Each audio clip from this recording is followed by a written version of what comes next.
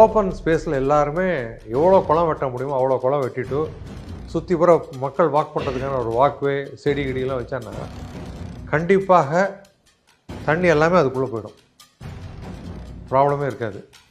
So அதுதான் பண்ணணும். கழிவு நீரை சுத்தகரித்து நம்ம 3 ரிவர்லேயும் விட்டுற வேண்டியது தான். அடையாறு, கூவம், கொசத்தலைன்னு விட்டானா அப்படியே கடலுக்கு போயிடும். இன்னும் இதுதான் ஒரு வழிவகை. இல்லை எந்த சந்தேகம் இல்லை.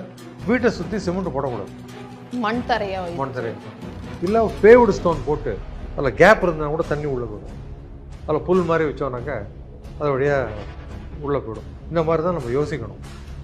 அதாவது இத்தனை க்ரீன் பிரிண்ட் இருக்கணும் வீட்டை சுற்றி பர்சன்டேஜ்னு சொல்லி கவர்மெண்ட் மேண்டேட்ரியாக பண்ணணும், இருக்கணும், இருந்தே தீரணும்னு.